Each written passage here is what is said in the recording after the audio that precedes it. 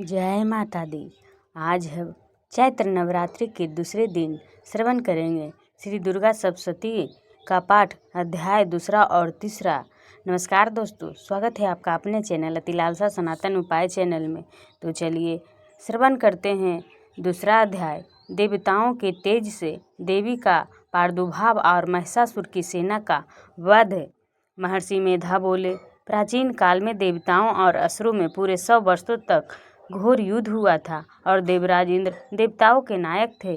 इस युद्ध में देवताओं की सेना परास्त हो गई थी और इस प्रकार संपूर्ण देवताओं को जीत महिषासुर इंद्र बन बैठा था। युद्ध के पश्चात हारे हुए देवता पराजित श्री ब्रह्मा को साथ लेकर उस स्थान पर पहुँचे जहाँ पर कि भगवान शंकर विराजमान थे। देवताओं ने अपनी हार का सारा वृत्तांत भगवान श्री विष्णु और शंकर जी से कह सुनाया।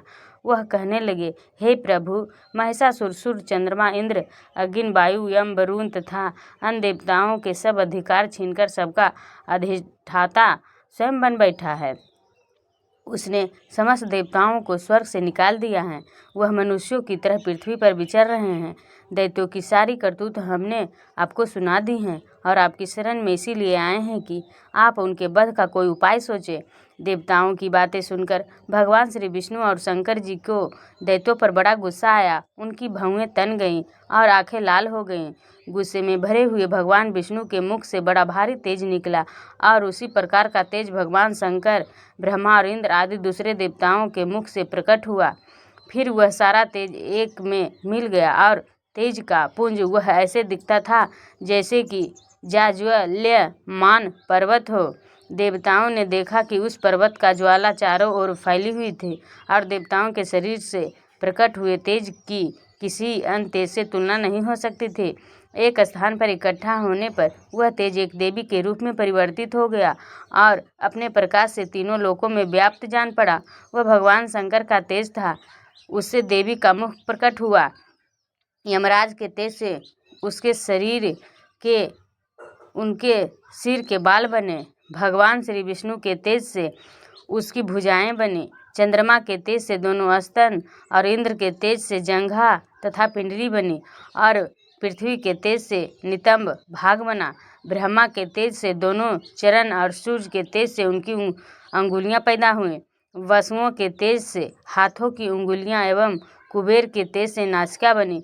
प्रजापति के तेज से उसके दांत और अग्नि के तेज से उसके नेत्र बने। संध्या के तेज से उसकी भौहें और वायु के तेज से उसके कान प्रकट हुए। इस प्रकार उस देवी का प्रादुर्भाव हुआ था। महिषासुर से पराजित देवता उस देवी को देखकर अत्यंत प्रसन्न हुए। भगवान शंकर ने अपने त्रिशूल में से एक त्रिशूल निकालकर उस देवी को दिया और भगवान विष्णु ने अपने चक्र में से एक चक्र निकालकर उस देवी को दिया। वरुण ने अपने चक्र में से एक चक्र निकालकर उस देवी को दिया। वरुण ने देवी को शंख भेंट दिया। अग्नि ने इसे शक्ति दी। वायु ने उसे धनुष और बाण दिए। सहस्त्र नेत्रों वाले श्री देवराज इंद्र ने अपने वज्र से उत्पन्न करके वज्र दिया और ऐरावत हाथी का एक घंटा उतारकर देवी को भेंट किया। यमराज ने उसे कालदंड में से एक दंड दिया। वरुण ने उसे पाश दिया। प्रजापति ने उस देवी को स्फटिक की माला दी और ब्रह्मा जी ने उसे कमंडलू दिया। सूर्य ने देवी के समस्त रोमों में अपनी किरणों का तेज भर दिया। काल ने उसे चमकती हुई ढाल और तलवार दी और उज्ज्वल हार का दिव्य वस्त्र उसे भेंट किए और इनके साथ ही उसने दिव्य चूड़ामणि दी। 2 कुंडल, कंकन, उज्ज्वल अर्ध चंद्र, बाहों के लिए बाजूबंद, चरणों के लिए नुपुर, गले के लिए सुंदर हंसली और उंगलियों के लिए रत्नों की बनी हुई अंगूठियां उसे दी। विश्वकर्मा ने उनको फरसा दिया और उसके साथ ही कई प्रकार के अस्त्र और अभेद कवच दिए और इसके अतिरिक्त उसने कभी न कुंभलाने वाले सुंदर कमलों की मालाएं भेंट की। समुद्र ने सुंदर कमल का फूल भेंट किया। हिमालय ने सवारी के लिए सिंह और तरह तरह के रत्न देवी को दिए। यक्ष राज कुबेर ने मधु से भरा हुआ पात्र और शेषनाग ने उन्हें बहुमूल्य मणियों से विभूषित नागहार भेंट किया। इसी तरह दूसरे देवताओं ने भी उसे आभूषण और रस देकर उनका सम्मान किया। इसके पश्चात देवी ने उच्च स्वर से गर्जना की। उसके इस भयंकर नाद से आकाश आकाश गूंज उठा। देवी का वह उच्च स्वर से किया हुआ शहनाद समा न सका। आकाश उनके सामने छोटा प्रतीत होने लगा। उससे बड़े जोर की प्रतिध्वनि हुई, जिससे समस्त विश्व में हलचल मच गई और समुद्र काँप उठे, पृथ्वी डोलने लगी और सबके सब पर्वत हिलने लगे। देवताओं ने उस समय प्रसन्न हो सिंह वाहिनी जगतमयी देवी से कहा, देवी तुम्हारी जय हो। इसके साथ महर्षि ने भक्ति भाव से विनम्र होकर उनकी स्तुति की। संपूर्ण त्रिलोकी को शोकमग्न देखकर दैत्यगण अपनी सेनाओं को साथ लेकर और हथियार आदि सजाकर उठ खड़े हुए। महिषासुर के क्रोध की कोई सीमा नहीं थी।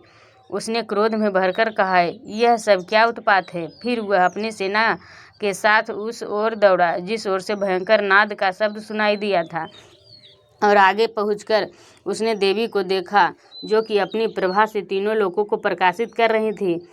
उसके चरणों के भार से पृथ्वी दबी जा रही थी। माथे के मुकुट से आकाश में एक रेखा सी बन रही थी और उसके धनुष की टंकार से सब लोग क्षुब्ध हो रहे थे।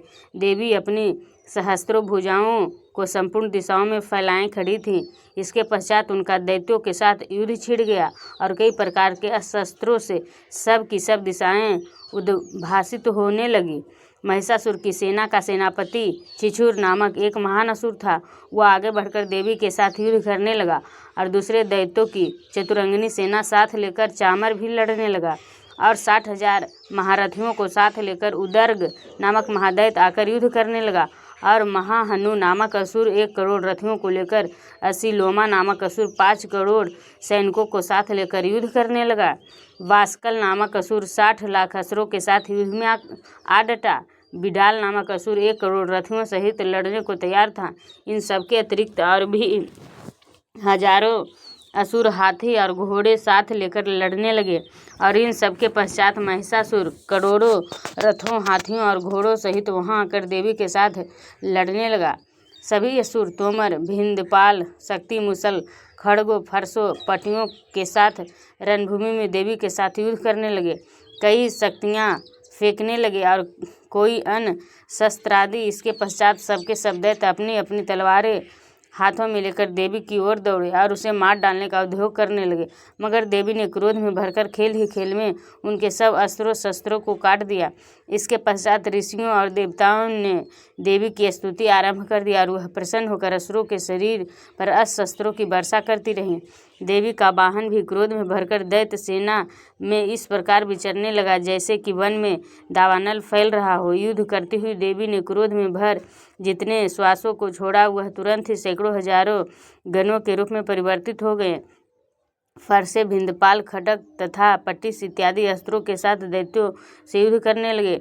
देवी की शक्ति से बढ़े हुए वह गण दैत्यों का नाश करते हुए ढोल, शंख व मृदंग आदि बजा रहे थे। तदंतर देवी ने त्रिशूल, गदा, शक्ति, खड्ग इत्यादि से सहस्त्रों असुरों को मार डाला।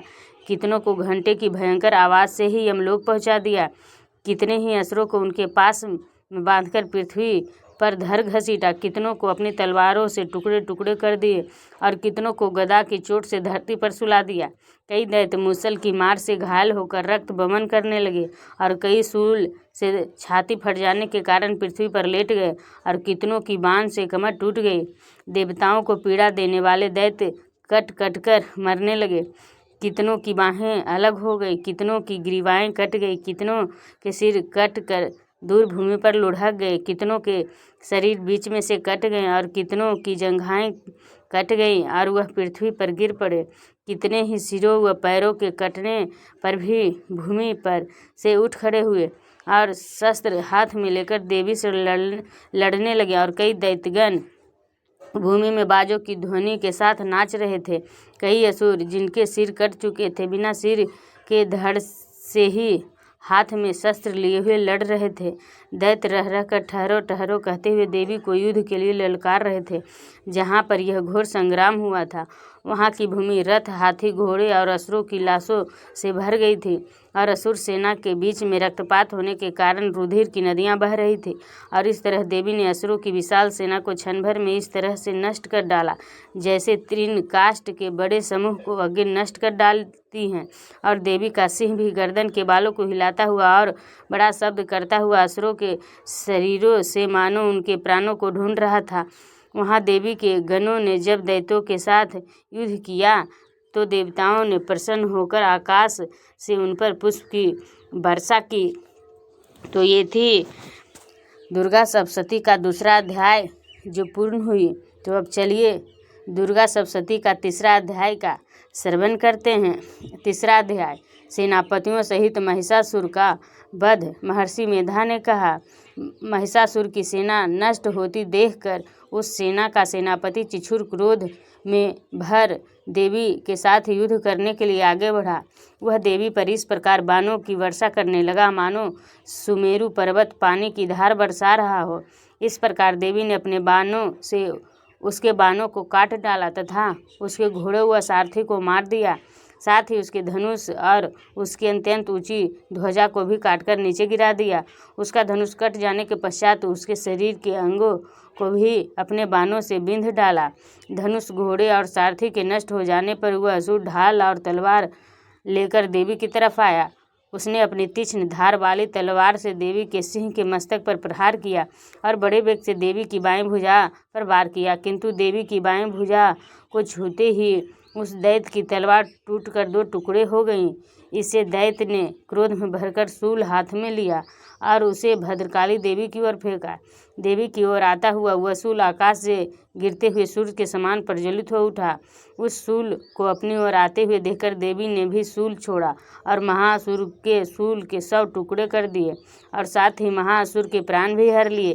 चिछुर के मरने पर देवताओं को दुख देने वाला चामर नामक दैत्य हाथी पर सवार होकर देवी से लड़ने के लिए आया और उसने आने के साथ ही शक्ति से प्रहार किया, किंतु देवी ने अपनी हुंकार से ही उसे तोड़कर पृथ्वी पर डाल दिया।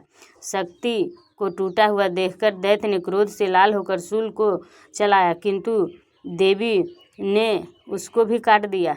इतने में देवी का सिंह उछलकर हाथी के मस्तक पर सवार हो गया और दैत्य के साथ बहुत ही तीव्र युद्ध करने लगा। फिर वह दोनों लड़ते हुए हाथी पर से पृथ्वी पर आ गिरे और दोनों बड़े क्रोध से लड़ने लगे।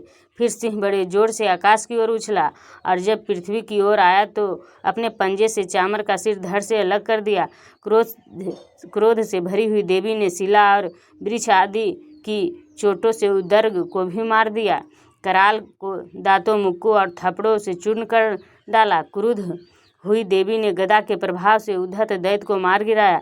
भिंतपाल से पास्कल को बाणों से ताम्र और अंधक को मौत के घाट उतार दिया। तीनों नेत्रों वाली परमेश्वरी ने त्रिशूल से उग्रासय, उग्रवीर और महाहनु नामक राक्षस को मार गिराया। उसने अपनी तलवार से बिडाल नामक दैत्य का सिर काट डाला तथा अपने बाणों से दुर्धर और दुमुख राक्षसों को यमलोक को पहुंचा दिया। इस प्रकार जब महिषासुर ने देखा कि देवी ने मेरी सेना को नष्ट कर दिया है तो वह भैंसे का रूप धारण कर देवी के गणों को दुख देने लगा।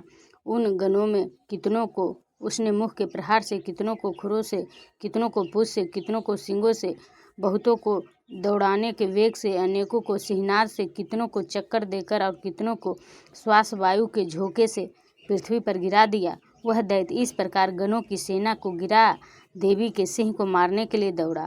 इस पर देवी को बड़ा गुस्सा आया। उधर दैत्य भी क्रोध में भरकर धरती को खुरों से खोदने लगा तथा सींगों से पर्वतों को उखाड़ उखाड़ कर धरती पर फेंकने लगा और मुख से शब्द करने लगा। महिषासुर के बेग से चक्कर देने के कारण पृथ्वी क्षुब्ध होकर फटने लगी। उसकी पूंछ से टकराकर समुद्र चारों ओर फैलने लगा। हिलते हुए सींगों के आघात से मेघ खंड खंड हो गए और श्वास से आकाश में उड़ते हुए पर्वत फटने लगे। इस तरह क्रोध में भरे हुए राक्षस को देख चंडिका को भी क्रोध आ गया और वह उसे मारने के लिए क्रोध में भर गई। देवी ने पास फेंककर दैत्य को बांध लिया और उससे बंध जाने पर दैत्य का रूप त्याग दिया और सिंह का रूप बना लिया। और ज्यों ही देवी उसका सिर काटने के लिए तैयार हुई कि उसने पुरुष का रूप बना लिया जो कि हाथ में तलवार लिए हुए था। देवी ने तुरंत ही अपने बाणों के साथ उस पुरुष को उसकी तलवार ढाल सहित बिंध डाला। इसके पश्चात वह हाथी के रूप में दिखाई देने लगा और अपनी लंबी सूंड से देवी के सिंह को खींचने लगा और गरजने लगा। देवी ने अपनी तलवार से उसकी सूंड काट डाली तथा राक्षस ने एक बार फिर भैंसे का रूप धारण कर लिया और पहले की तरह चर अचर जीवों सहित समस्त लोगों को व्याकुल करने लगा। इसके पश्चात क्रोध में भरी हुई देवी बारंबार उत्तम मधु का पान करने लगी और लाल लाल नेत्र करके हंसने लगी। उधर बलबीर तथा मद से क्रुद्ध हुआ दैत्य भी गरजने लगा, अपने सींगों से देवी पर पर्वतों को फेंकने लगा। देवी अपने बाणों से उसके फेंके हुए पर्वतों को चूर्ण करती हुई बोली, ओ मूढ़, जब तक मैं मधुपान कर रही हूँ तब तक तू गरज ले और इसके पश्चात मेरे हाथों तेरी मृत्यु हो जाने पर देवता गरजेंगे। महर्षि मेधा ने कहा। यूँ कहकर देवी उछल कर उस दैत्य पर जा चढ़ी और उसको अपने पैर से दबाकर शूल से उसके गले पर आघात किया। देवी के पैर से दबने पर भी वह दैत्य अपने दूसरे रूप से अपने मुख से बाहर होने लगा। अभी वह आधा ही बाहर निकला था कि देवी ने अपने प्रभाव से उसे रोक दिया। जब वह आधा निकला हुआ दैत्य युद्ध करने लगा तो देवी ने अपनी तलवार से उसका सिर काट दिया। इसके पश्चात सारी राक्षस सेना हाहाकार करती हुई वहाँ से भाग खड़ी हुई और सब देवता अत्यंत प्रसन्न हुए तथा ऋषियों महर्षियों सहित देवी की स्तुति करने लगे। गंधर्वराज गान करने तथा अप्सराएं नृत्य करने लगी। ये थी दुर्गा सप्तशती का तीसरा अध्याय जो पूर्ण हुई। तो आज का वीडियो आपको कैसी लगी? अगर वीडियो पसंद आई हो तो वीडियो को लाइक सब्सक्राइब शेयर करना ना भूलें। अगर चैनल पर पहली बार आए हैं तो चैनल को सब्सक्राइब कीजिए और जो भी भक्तगण शुरू से लास्ट तक पूरा वीडियो को श्रवण करेंगे, कथा का पाठ श्रवण करेंगे, उनकी मनोकामना अवश्य पूर्ण होंगे। Thanks for watching.